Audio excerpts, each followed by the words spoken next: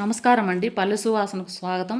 ఈరోజు మనం chicken curry కట్టెల పొయ్యి మీద చేసుకుందాం. దానికోసం ముందుగా పొయ్యి ఆవుపేడ తాలికి ముగ్గు వేద్దాం. ఇప్పుడు పొయ్యి వెలిగించి పెనం పెట్టుకొని నూనె వేసి కాగిన తర్వాత చెక్క లవంగాలు వేసుకోవాలి.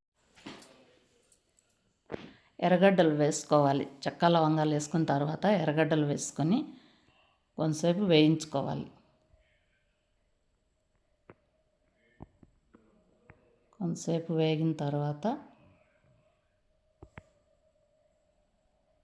అల్లం వెల్లుల్లి పేస్ట్ వేసుకోవాలి. ఎర్రగడ్డలు కొంచెం మగ్గిన తర్వాత అల్లం వెల్లుల్లి పేస్ట్ వేసుకోవాలి.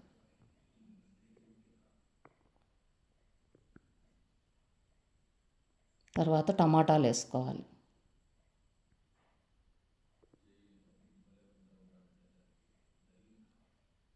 ఉప్పు వేసుకోవాలి, రాళ్ళు ఉప్పు.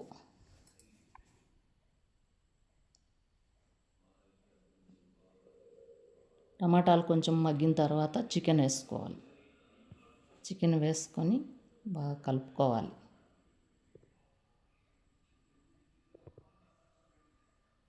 బాగా కలిసిన తర్వాత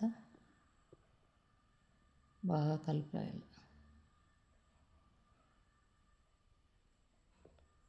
మంట ఎక్కువ వస్తుంది.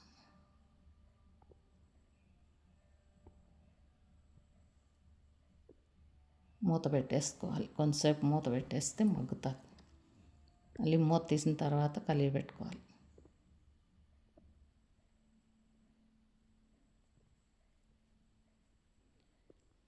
మళ్ళీ తర్వాత పసుపు వేయాలి. ఇది మా తోటలో పండిన పసుపు. మా తోటలో పశువుల ఎరువు వేసుకొని పండించుకునే పసుపు కాబట్టి ఎక్కువ తక్కువైనా ఏం కాదు, మంచి టేస్ట్ వస్తుంది. కొనిన పసుపు అయితే కలర్ ఉంటుంది. అది కొద్దిగా వేస్తే కూడా ఎల్లోగా కనిపిస్తుంది, పచ్చగా కనిపిస్తుంది.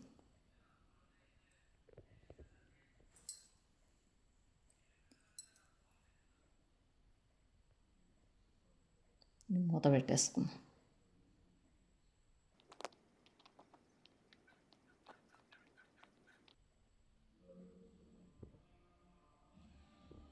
మూత తీసి కలబెట్టిన తర్వాత ధనియాల పొడి, కారం పొడి, కారము ధనియాల పొడి వేసుకుందాం.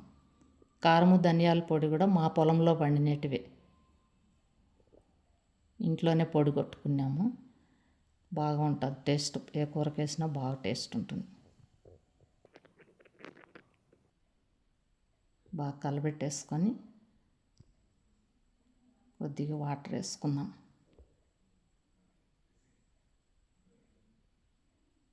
వాటర్ వేసుకుంటే కొంచెం బాగా ఉడుకుతుంది, ముక్కలు బాగా మసాలా పడుతుంది. మళ్ళీ తర్వాత మూత తీసి అప్పుడప్పుడు కలబెట్టుకుంటూ ఉండాలి.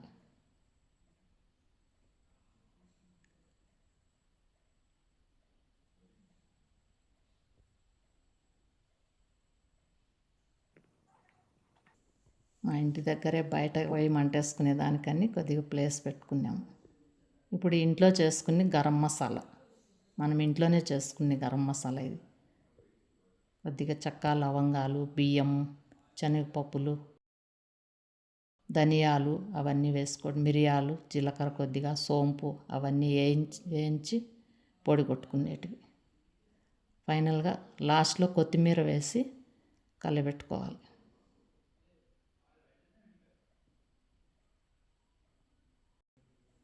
కొత్తిమీర వేసి కొంచెంసేపు కలబెట్టాలి.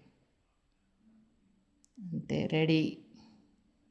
ఎంతో టేస్ట్గా ఉండే కట్టెల పొయ్యి మీద చేసుకునే చికెన్ కర్రీ రెడీ. అన్నంతో అయినా, సంగటి కానీ చపాతీలకు కానీ చాలా టేస్ట్గా ఉంటుంది. వేరే గిన్నెలోకి తీసుకొని వడ్డించుకోవడమే. రైస్ పెట్టుకొని ప్లేట్లో చికెన్ కూర వేసుకొని అంటే టేస్టీ చికెన్ కర్రీ రెడీ.